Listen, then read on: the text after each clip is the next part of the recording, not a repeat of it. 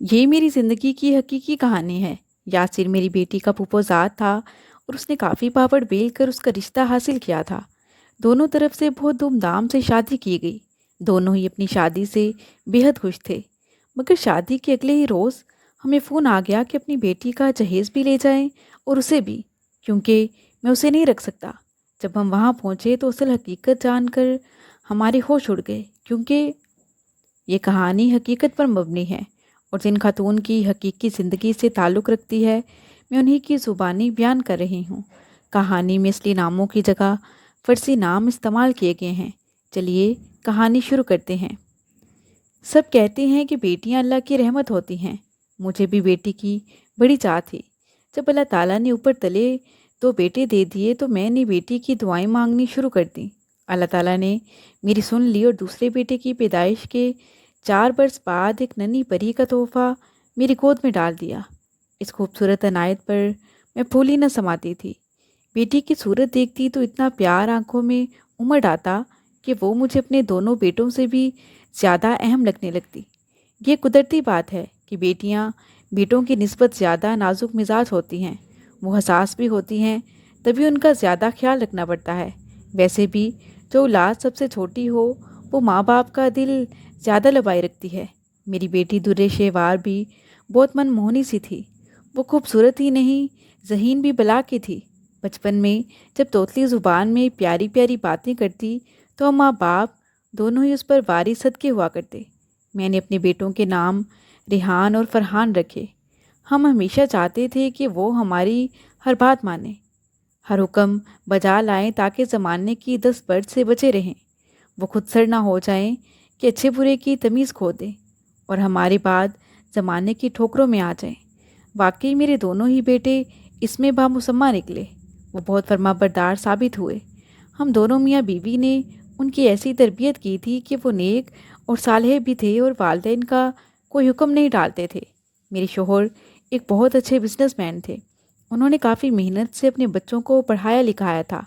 مجھے اپنے والد کی طرف سے ورثے میں ایک مکان ملا تھا اور دکان میرے شوہر نے اپنی محنت سے بنائی تھی۔ اس طرح ایک آبائی گھر کے علاوہ ان کی ملکیت میں 2 دکانیں آئیں۔ انہیں کرائے سے کچھ آمدن ہو جاتی تھی۔ درِ شیوار گھر میں سبھی کی لاڈلی تھی۔ وہ ماں باپ کی ہی نہیں اپنے بھائیوں کی بھی آنکھوں کا تارا تھی۔ دونوں بھائی اس پر جان چھڑکتے تھے۔ وہ بچپن میں دونوں بھائیوں کو ان کے ناموں سے پکارتی تھی۔ درِ شیوار کو سب سے زیادہ میرے خاوند کا پیار حاصل تھا، تبھی وہ اپنے بھائیوں کو خاطر میں نہیں لاتی تھی، اپنی ہر بات منوا لیتی اور ان کی چیزوں پر بھی قبضہ کر لیتی۔ بخوشی بہن کی حق میں دستبردار ہو جاتے کیونکہ وہ اس سے بہت محبت کرتے تھے۔ کھلونے، کتابیں، کھانے پینے کی اشیاء غرض درِ شیوار ان کی جو چیز چاہتی اٹھا لیتی اور وہ اسے کچھ نہ کہتے۔ جب تک وہ چھوٹی تھی ہم بھی اسے نہیں روکتے تھے کہ نہ سمجھ ہے، بڑی ہوگی تو آپ ہی سمجھ آ جائے گی، لیکن شاید ایسا نہ ہوا۔ وہ جیسے جیسے بڑی ہوتی گئی تو مزید جارحیت پسند ہو گئی۔ احساس ملکیت اس میں کوٹ کوٹ کر بھرا ہوا تھا۔ جس چیز پر ہاتھ رکھ دیتی مجال ہے کہ کوئی پھر اس سے وہ شے واپس لے سکتا۔ بڑے بھائی کا فاؤنٹین پین ہوتا یا چھوٹے کی کلائی کی گھڑی، اگر اسے پسند آ جاتی وہ ان سے جھپٹ لیتی اور پھر حق ملکیت سے ہرگز دستبردار نہ ہوتی۔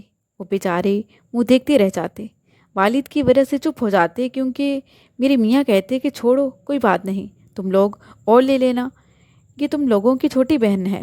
تاہم گزرتے وقت کے ساتھ میں اب محسوس کرنے لگی تھی کہ میری بیٹی اب بے لگام ہوتی جا رہی ہے۔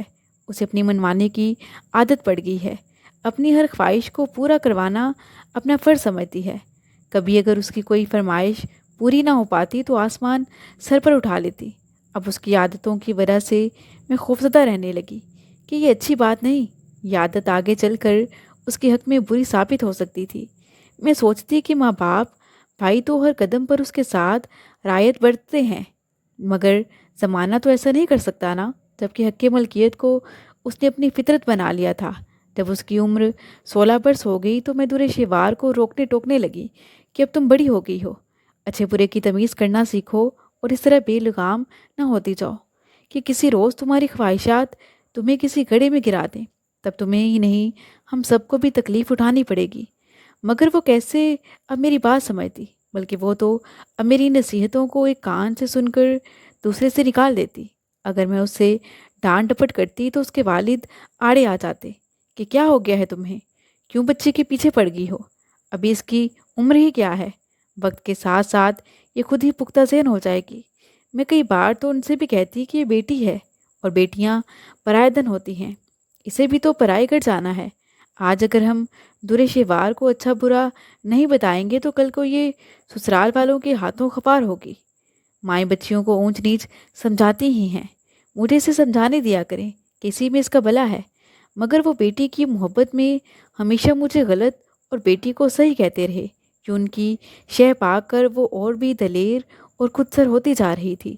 پہلے تک تو میرے بیٹے بھی خاموش رہتے، مگر اب وہ بھی محسوس کرنے لگے تھے کہ ان کی بہن ہر وقت ان کے ساتھ زیادتی کر جاتی ہے۔ وہ چھوٹی ہونے کے باوجود بات بات پر ان کی بے عزتی کر دیتی۔ وہ والد کے ڈر سے اسے کچھ نہ کہتے اور صبر کر لیتے تھے، کیونکہ پھر دورے شیوار باپ سے ان کی جھوٹی شکایتیں لگا کر ان کی شامت لے آتی تھی۔ وقت تیزی سے گزرنے لگا، تینوں بچے بالغ اور باشعور ہو گئے۔ بڑی بیٹی نے گریجویشن کرنے کے بعد اپنے والد کی دکان سنبھال لی، جبکہ چھوٹا ابھی پڑھ رہا تھا کہ انہی دنوں میرے خاوند بیمار پڑ گئے۔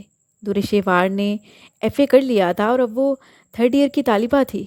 اس سے پہلے تو اس کے والد گاڑی پر کالج چھوڑنے اور لینے جاتے تھے اور اب وہ اپنے بھائی کے ساتھ جاتی تھی۔ انہی دنوں میری سوتیلی نند دورے شیوار کے لیے اپنے بیٹے کا رشتہ لینے ہمارے گھر آئیں۔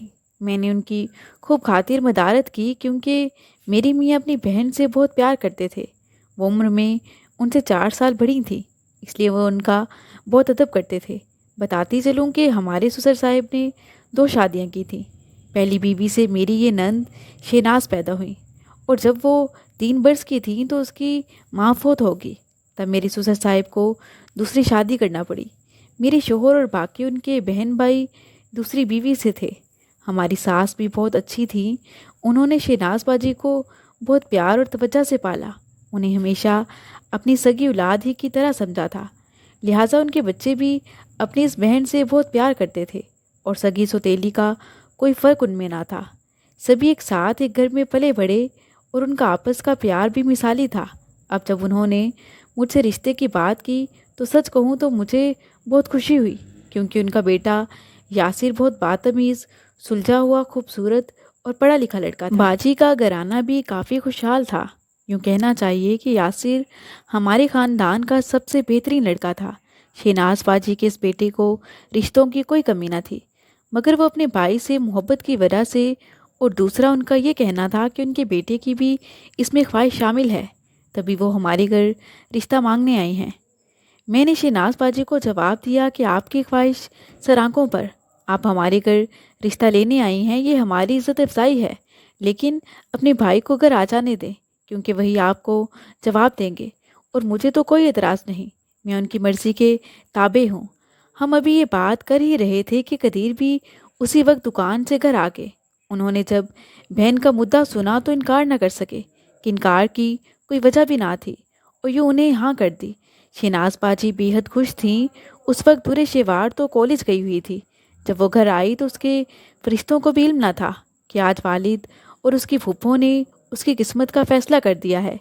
میں نے بھی ابھی دورے شیوار کو بتانا مناسب نہ سمجھا، سوچا اس کے سالانہ امتحان سر پر ہیں، ابھی بتا دیا تو ہو سکتا ہے اس کا ذہن بڑھ جائے اور وہ پڑھائی بھی توجہ نہ دے پائے، لہٰذا امتحان ہو جائیں تو پھر اسے بتا دوں گی۔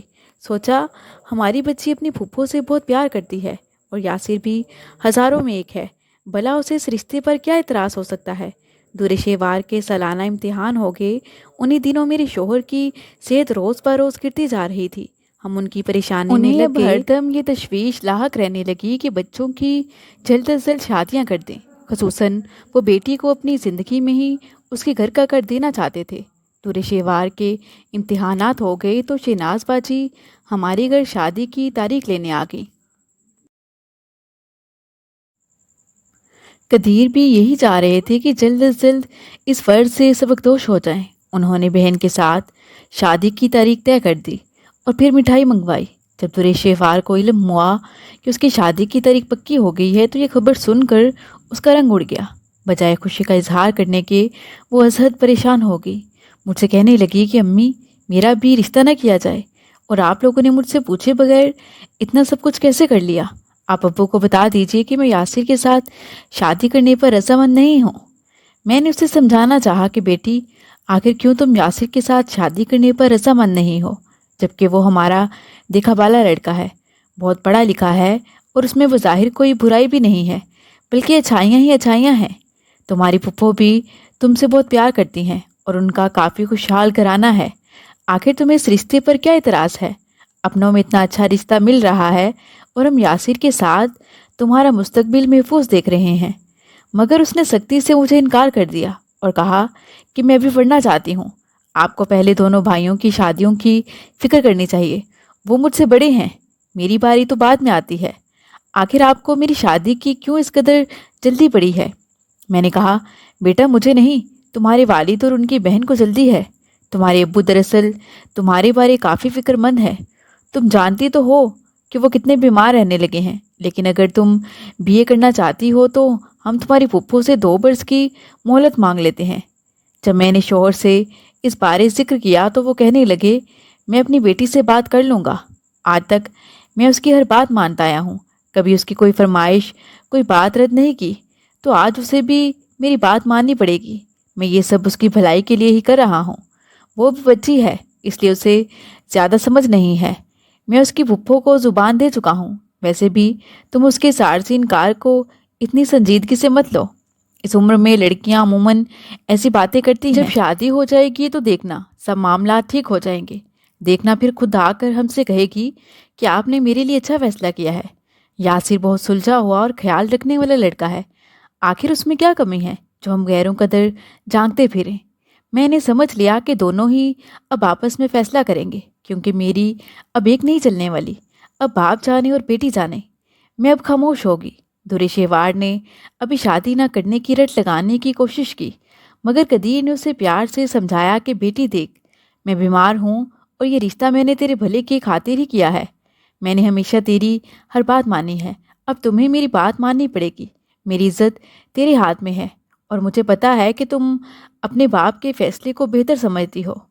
باپ کے یوں سمجھانے پر شاید اس کی عقل جاگ اٹھی اور وہ خاموش ہو گئی۔ میں نے پھر بھی پہلے اسے دل سے راضی کرنا ضروری سمجھا۔ میں نے سوچا شاید بی اے کرنا اس کی آرزو ہے، تبھی میں نے اس بارے اس کی پھپھو سے بات کی تو وہ بولی کہ یہ کوئی وجہ نہیں ہے شادی میں دیر کرنے کی، اگر دورے شہوار شادی کے بعد بھی کالج جانا چاہے گی تو ہم اسے کبھی منع نہیں کریں گے، ہمیں تو بس اپنے بیٹے اور اس کی خوشی عزیز ہے۔ گھر میں شادی کی تیاریاں شروع ہو گئیں، میں اور دورے شہوار روز بازاروں کے چکر لگانے میں مصروف ہو گئے۔ دورے شہوار بھی اب کافی مطمئن دکھائی دیتی تھی، جیسے اس نے باپ کی بات کو سمجھ لیا ہو۔ میرے شوہر نے بیٹی کو خوب جہیز دیا، دوسری طرف میری نند نے بھی بری اور شادی کے انتظامات میں کوئی کسر نہ چھوڑی۔ مہنگے ترین جوڑے اور خوبصورت زیورات کے ساتھ اس کی بری کی دھوم پورے خاندان میں تھی۔ بالآخر شادی کا دن بھی آ گیا۔ دورے شہوار دلہن بن کر بے حد حسین لگ رہی تھی۔ ہم دونوں میاں بیوی نے دعاؤں کے ساتھ اپنی بیٹی کو رخصت کیا۔ قدیر نے سکھ کا سانس لیا کہ چلو ایک فرض تو ادا ہوا، لیکن شاید یہ سکھ کا سانس عارضی ثابت ہوا، باوجود اس کے کہ پیاری بیٹی کو انہوں نے بہت کچھ دیا، لیکن شاید قسمت کو کچھ اور ہی منظور تھا۔ ابھی شادی کو 3 دن گزرے تھے کہ دورے شہوار کے سسر کا فون آ گیا۔ وہ کافی بھلے آدمی تھے، مگر اس روز تو انہوں نے میرے میاں سے دعا سلام تک کیے بغیر 2 ٹوک الفاظ میں کہا کہ اپنی بیٹی کا سامان لے جاؤ اور بیٹی کو بھی گھر لے جاؤ۔ بصورت دیگر اس نے سنگین نتائج کی دھمکیاں دی ہیں۔ اس فون کو سن کر میرے شوہر گھبرا گئے۔ انہوں نے مجھے اور بیٹوں کو بتایا تو ہم اسی وقت شہناز باجی کے گھر چلے گئے۔ ادھر شہناز باجی نے بتایا کہ آپ کی بیٹی ہم سے بالکل تعاون نہیں کر رہی، میں تو اسے اپنی بھتیجی سمجھ کر بیاہ کر لائی تھی، مگر اس نے 2 ہی دن میں ناک میں دم کر دیا ہے۔ مجھے معلوم نہیں تھا کہ یہ ایسی بے لچک نکلے گی کہ گھر کو گھر سمجھنے پر تیار ہی نہیں ہے۔ مجھے ایسی بہو بالکل نہیں چاہیے۔ میرے بیٹے کو ابھی سے جوتے کی نوک پر رکھ رہی ہے۔ جب میں سمجھانے کی کوشش کرتی ہوں تو مجھ سے بھی زبان چلانے لگتی ہے، کہتی ہے کہ دیکھ لوں گی میں تمہیں بھی، بھلا اس طرح گھر بسائے جاتے ہیں؟ بات بات پر مجھے آنکھیں دکھانے لگتی ہے، سمجھ نہیں آتی کہ آخر اسے کیا پرابلم ہے یہاں۔ آپ اس کا سامان لے جائیں اور اسے بھی۔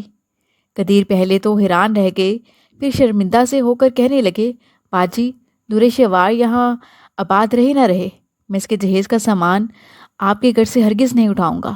آپ بے شک اس سامان کو باہر پھینک دیں۔ شناز باجی کی باتوں سے اب معاملہ میری سمجھ میں آ گیا تھا کہ کسی صورت ہماری لاڈلی کو سسرال میں رہنا منظور نہیں ہے۔ میرے میاں نے یاسر سے بات کی تو وہ کہنے لگا، ماموں جی میں تو اپنی بیوی کو بسانا چاہتا ہوں، میں نے نہ تو طلاق کا سوچا ہے اور نہ ہی سوچوں گا۔ قدیر اس سے کہنے لگے، بیٹے مجھے زیادہ معاملہ ساس بہو کا لگ رہا ہے، ایسا کرو کہ تم دورے شیوار کے ساتھ میرے گھر چلو، شاید وہاں رہ کر تم دونوں کی بات بن جائے اور تمہارا گھر اجڑنے سے بچ جائے۔ یاسر اس پر بھی تیار ہو گیا۔ شناز باجی نے بھی کہا کہ بے شک یہ آپ کے ساتھ چلا جائے، مجھے کوئی اعتراض نہیں ہے۔ یاسر کے چھوٹے بھائی نے جب یہ سنا تو افسردہ ہو گیا۔ وہ بھائی سے کہنے لگا کہ والد بیمار ہیں، بھائی آپ بھابھی کے ساتھ جا کر انہیں اس عالم میں چھوڑے جا رہے ہیں۔ یہ بات سچ تھی کہ دورے شیوار کے سسر کی طبیعت بھی کافی خراب تھی۔ قدیر کہنے لگے کہ یاسر اور دورے شیوار جلد واپس آ جائیں گے، میں وہاں انہیں سمجھا بجھا لوں گا۔ فی الحال لگی ہوئی آگ کو ٹھنڈا ہو جانے دو تاکہ معاملہ زیادہ خراب نہ ہو۔ یوں ہم دورے شیوار کو گھر لے آئے اور یاسر بھی ہمارے ساتھ آ گیا، مگر اب ہماری بیٹی کا موڈ مزید خراب ہو گیا کہ داماد کو کیوں ساتھ لے آئے ہیں۔ وہ کہنے لگی، کیا داماد ساس سسر کے گھر میں پڑاؤ ڈالے ہوئے اچھے لگتے ہیں؟ بہرحال قدیر نے یاسر کو ہمارے گھر ہی رکھا۔ ابھی انہیں آئے 10 دن بھی نہ ہوئے تھے کہ خبر آ گئی کہ شناز باجی کے شوہر کا انتقال ہو گیا ہے۔ لا محالہ یاسر کے ہمراہ ہم سب کو واپس جانا پڑا۔ 3 دن وہاں قیام کرنے کے بعد ہم چوتھے روز واپس گھر آ گئے۔ دورے شیوار اصرار کر کے ہمارے ساتھ ہی واپس آ گئی، لیکن یاسر نہ آیا۔ اب گھر آ کر میرے شوہر نے اصرار کیا کہ بیٹی سچ سچ بتا دو، آخر کیوں تمہاری اپنی پھپھو سے اس قدر ٹھن گئی ہے؟ تمہاری شادی سے پہلے تو وہ تم پر جان چھڑکتی تھیں۔ اس پر وہ کہنے لگی، ابو ذرا ان کی عدت گزر جائے تو میں ان کے سارے پول کھول دوں گی۔ اس کی بات پر ہم دنگ رہ گئے۔ پھپھو کی عدت تک دورے شیوار نے صبر کیا، بلکہ ہمارے ساتھ شوہر کے یہاں آنا جانا بھی رکھا، مگر عدت پوری ہوتے ہی تقاضا شروع کر دیا کہ مجھے خلا چاہیے، مجھے یاسر کے ساتھ نہیں رہنا۔ قدیر نے اسے بہت سمجھایا، مگر اس کا وہی بچپن جیسا رویہ تھا، جو بات منہ سے نکالتی کہ وہ پوری ہو جائے۔ پر آخر قدیر جب تھک گئے تو کہنے لگے، ٹھیک ہے میں مان لیتا ہوں تمہاری بات، مگر اس صورت میں مانوں گا کہ اگر تم مجھے اصل وجہ بتا دو کہ آخر تم یاسر سے کیوں خلا لینا چاہتی ہو، کیونکہ تمہارا یاسر کے ساتھ تو کوئی جھگڑا نہیں ہے۔ جب سارا مسئلہ ساس سے ہے تو جب تک وجہ نہیں بتاؤ گی خلا کے لیے مجھے بھی قائل نہیں کر پاؤ گی۔ اس پر دورے شیوار نے تب ایک بڑی انہونی بات کہی۔ وہ کہنے لگی کہ آپ کی بہن کے کرتوت ٹھیک نہیں ہیں، ان کی دوستی ایک غیر شخص سے ہے جس کا علم اتفاق سے مجھے ہو گیا تھا، جبکہ گھر کے باقی سبھی افراد اس امر سے ناواقف ہیں، اور میں وہاں یہ بے غیرتی کا تماشا برداشت نہیں کر سکتی تھی۔ پھوپھو کو تبھی میں اچھی نہیں لگتی، اور اگر آپ نے میری بات نہ مانی تو میں آپ کی پیاری بہن کو تمام برادری میں بدنام کر دوں گی۔ بیٹی کے منہ سے اپنی بہن کے بارے میں ایسے نازیبا الفاظ سن کر میرے شوہر کے پیروں تلے سے زمین نکل گئی۔ مجھے بھی یقین نہ آیا کہ باجی شہناز، جن کے بارے میں کبھی کسی نے شکایت نہیں سنی تھی، وہ ایسی کبھی نہیں ہو سکتی تھی، بلکہ مجھے تو یقین ہو گیا کہ میری ضدی بیٹی سراسر بے پر کی اڑا رہی ہے اور اپنے مقصد کے لیے اپنی پھپھو پر الزام دھر رہی ہے۔ میں اپنی بیٹی کی فطرت کو خوب جانتی تھی۔ جب اسے اپنی ضد منوانی ہوتی تھی تو وہ کسی حد تک بھی جا سکتی تھی، کیونکہ شادی سے پہلے جب میں نے اسے کہا تھا کہ میں تمہاری پھپھو سے کچھ دیر کی مہلت لے لیتی ہوں، تو اس پر وہ کہنے لگی تھی کہ میں مہلت کی بات نہیں کر رہی، بس میں یہ کہہ رہی ہوں کہ مجھے پھپھو کے بیٹے یاسر سے شادی نہیں کرنی۔ میں نے کہا تھا کہ آخر اس کی کیا وجہ ہے، مجھے وجہ تو بتا دو۔ وہ کہنے لگی، امی کوئی بھی وجہ ہو، بہرحال آپ جانتی ہیں کہ میں بہت ضدی ہوں۔ آپ کو بتا دوں، اگر میرے ساتھ زبردستی کی گئی تو میں سچ کہتی ہوں کہ یہ میری ہی نہیں سب کی تباہی ہوگی۔ میں نے بیٹی کے کڑے تیور دیکھ کر شوہر کو آگاہ کیا تھا، مگر انہوں نے دورے شیوار کے انکار کو سنجیدہ نہ لیا اور اسے سمجھا بجا کر منا لیا، مگر شاید اس نے دل میں کچھ اور ہی ٹھان لی تھی۔ اس کے تیور اچھے نہ تھے، تبھی میں چاہتی تھی کہ اس کی شادی روک دیں۔ ڈر تھا کہیں ایسا نہ ہو کہ شادی کرنے کے بعد گھر بسانے سے گریزاں ہو جائے، مگر اس کے بعد اسے مطمئن دیکھ کر میں بھی مطمئن ہو گئی تھی۔ بہرحال قدیر بیٹی کی اس الزام تراشی سے ڈر گئے۔ سوچا کہ وہ جو کہتی ہے کر کے دکھاتی ہے، اور اب جب کہ میری بہن بیوہ ہو گئی ہے، اس قسم کی بے پرکی اڑانے شروع کر دیں تو میں ہی نہیں، شہناز باجی بھی برادری میں کسی کو منہ دکھانے کے لائق نہ رہیں گی۔ انہوں نے در شیوار کی منشا پوری کرنے کی ٹھان لی۔ انہوں نے یاسر سے اس کو طلاق دینے کی بات کی تو یاسر نے بھی طلاق دینے سے صاف انکار کر دیا کہ میں تو اسے بہت شوق سے بیاہ کر لایا تھا، لہٰذا میں اسے طلاق نہیں دوں گا۔ مگر در شیوار تو فوراً سے اس بندھن سے گلو خلاصی چاہتی تھی۔ قدیر نے مجبوراً عدالت میں بیٹی کی طرف سے خلا کا کیس دائر کر دیا۔ در شیوار نے خلا حاصل کر کے اپنا مقصد پورا کر لیا۔ بہن اور بھائی کا رشتہ ٹوٹ گیا، اس میں دراڑ ہی نہیں بہت بڑی خلیج قائل ہوگی۔ لیکن میرے شوہر نے سوچا کہ اس طرح بھی اگر میری بہن کی عزت بچتی ہے تو بچا لوں، کیونکہ بیٹی تو اپنے مقصد میں کسی بھی حد تک جا سکتی ہے۔ خلا کو 4 ماہ بمشکل گزرے تھے کہ در شیوار نے کہا کہ وہ اپنی پسند کی شادی کرنا چاہتی ہے۔ میں نے پوچھا لڑکا کون ہے اور تمہارا اس کے ساتھ کب سے ناتا ہے؟ وہ کہنے لگی کہ شادی سے پہلے واقفیت ہوئی تھی، وہ میری کلاس فیلو کا بھائی ہے اور اسے لینے کالج آتا تھا، وہیں سے ہماری واقفیت ہوئی۔ ہم نے آپس میں شادی کے عہد و پیمان بھی کر لیے تھے اور میرا خیال تھا کہ تعلیم مکمل کرنے کے بعد آپ لوگوں کو بتا دوں گی، لیکن ابو نے مجھے اتنی مہلت بھی نہ دی، من مانی کر کے چھوڑی۔ میں در شیوار کی جرأت پر حیران تھی کہ وہ یہ باتیں کرتے ہوئے ذرا سی بھی جھجک محسوس نہیں کر رہی تھی۔ کتنی بے باک تھی وہ۔ میرا خیال درست تھا کہ اپنی پھوپھوں پر تہمت لگا کر اس نے ان سے گلو خلاصی کرا لی اور اپنا مقصد حاصل کر لیا تھا۔ جانتی تھی کہ چاہت کی خاطر جان پر کھیل جانے والی یہ لڑکی اب اپنے ارادے سے باز آنے والی نہیں، لہٰذا میں نے اس کا ساتھ دینے کی ٹھان لی۔ اب دوبارہ اس کا گھر بسانا تھا، کیونکہ میرے شوہر کو بالآخر ڈاکٹروں نے جواب دے دیا تھا کہ انہیں کینسر ہے اور ان کی زندگی کا کوئی بھروسہ نہیں۔ اب یہ قدیر کو میں در شیوار کی بابت آگاہ نہیں کر پائی تھی کہ وہ اچانک بہت زیادہ بیمار ہو گئے اور کچھ دن ہی علیل رہ کر اس دنیا سے رخصت ہو گئے۔ بچوں کی تمام ذمہ داریاں اب میرے کندھوں پر آ پڑیں اور سب سے بڑی ذمہ داری در شیوار کی تھی۔ مجھے ہر حال میں اس سے نمٹنا تھا۔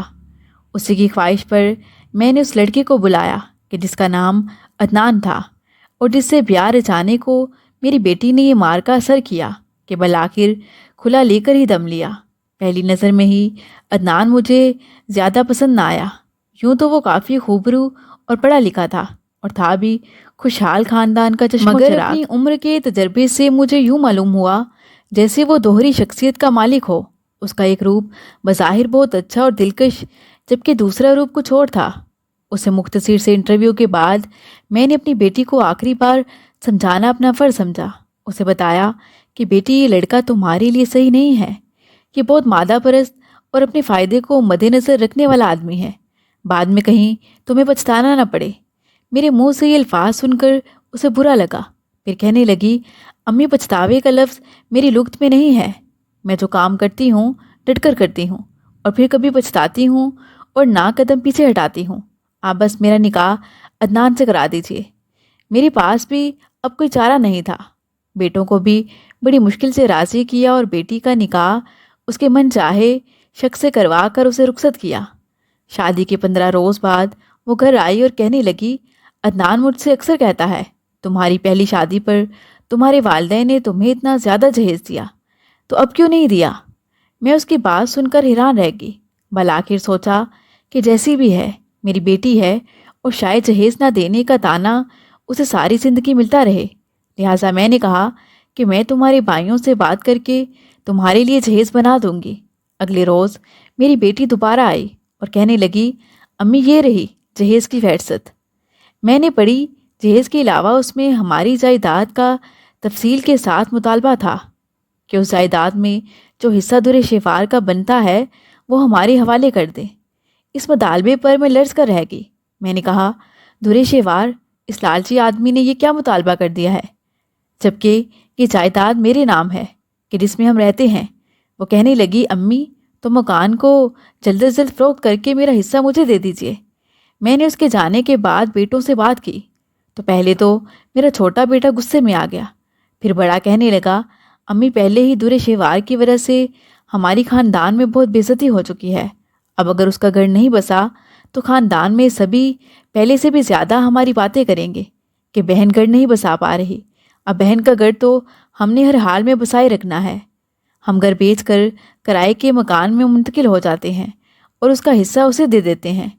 बस उन्होंने औने पौने घर बेचा और जो हिस्सा दुरेशेवार का बनता था उसे देने गए तो उसका शौहर कहने लगा, आपकी दुकान भी है और उसमें जो हिस्सा बनता है वो भी दे दें। फरहान कहने लगा, भाईजान वो दुकान अम्मी को उनके वालिद साहब के तरके में मिली थी और अम्मी अभी हयात हैं। वो दुकान हमारा ज़रिया रोज़गार है। अगर हम उसको बेच देंगे तो खाएंगे कहाँ से? जो दुकान अब्बू ने खुद खरीदी थी वो उनके इलाज के लिए बेच दी गई थी। इसके अलावा एक मकान भी बेचा था। अदनान कहने लगा, मगर आपकी बहन ने मुझे कहा था कि मुझसे तुमने हर हाल में शादी करनी है। मैं तलाक तुम्हारी खातिर ले रही हूँ। मैंने तभी शर्त रखी थी कि अगर जायदाद में से हिस्सा लाओगी तो हमारी शादी हो सकती है, वरना नहीं। पूछ लें अपनी बहन से। उसने कहा था कि मैं वादा करती हूँ माँ बाप की जायदाद बिकवा कर हिस्सा लाऊंगी, मगर मुझसे तुम्हें शादी करनी होगी। उसने मेरी शर्त को माना था तो मैंने निकाह किया था। अब उसे अपनी शर्त पूरी करना पड़ेगी। दुरेशेवार सामने बिल्कुल मुतमईन बैठी थी, जैसे उसका शौहर बिल्कुल ठीक कह रहा हो और उसे कोई पछतावा भी नहीं था। फरहान कहने लगा, इसका मतलब कि अब हम दुकान बेचकर सड़क पर बैठेंगे। मैं बेवा हो चुकी थी और मेरे बेटे बेचारे भी पूरी तरह बाप की वफ़ात के सदमे से संभल ना पाए थे। ना ही वो माली लिहाज से संभल सके थे, क्योंकि एक घर और एक दुकान फ़रोख्त करके हम कदीर की बीमारी पर लगा चुके थे। अब एक घर रहने की खातिर और एक दुकान ज़रिए रोज़गार बाकी रह गई थी, जो मेरे मरने के बाद ही बच्चों को मिलने वाली थी। मैं अभी ज़िंदा थी और ये दोनों चीज़ें मेरे शौहर वफ़ात से कबल मेरे नाम कर गए थे, ताकि बच्चे कहीं बुढ़ापे में मुझे दरबदर ना करें। बेटों ने तो ऐसा ना किया, मगर बेटी जो अल्लाह की रहमत कहलाती है, उसने अपने शौहर के साथ मिलकर हमें ज़रूर कंगाल और दरबदर कर दिया। पहले मेरा घर बिकवा दिया और फिर दुकान के पीछे पड़ गई। दुकान बिकवाई और अपना हिस्सा ले गई। वो अपने शौहर के साथ कनाडा चली गई। आज ये आलम है कि हमारे पास ना घर रहा और ना दुकान रही। दुरेशेवार हमारी लाडली बेटी ने हमें आलम कसम परसी में धक्का दे दिया, मगर वो आज भी इस अमर पर बिल्कुल भी शर्मिंदा नहीं थी। कहती थी, मैंने तो किया बिल्कुल ठीक किया। मेरे बेटे दोबारा बकिया पैसों से दुकान ना खरीद सके और वो रकम भी तितर बितर हो गई। आज दोनों किसी की दुकान पर मुलाजमत करते हैं, जबकि हम किराए के मकानात में जगह जगह भटकते फिरते हैं। रोज़ ब रोज़ किराए महंगे होते जा रहे हैं। फिर घर बदल कर कोई सस्ता किराए का मकान तलाश करते हैं। अब एक गंदे से मोहल्ले में 2 कमरों के घर में रह रहे हैं, जिसकी बोसीदा छत बारिश में टपकने लगती है। मेरे मरने के बाद अगर मेरी बेटी अपना हिस्सा लेती तो कम से कम मुझ बुढ़िया को यूँ दरबदर न होना पड़ता। सच है कि बेटियां रहमत होती हैं और उन्हें उनका हिस्सा भी मिलना चाहिए, मगर जिंदा बूढ़े माँ बाप को घर से दरबदर करना कहाँ की नेकी है। अल्लाह पाक से दुआ है कि वो हर माँ बाप की औलाद को नेक ही हिदायत दे। मज़ीद दिलचस्प सच्ची कहानियों के लिए चैनल को सब्सक्राइब करें।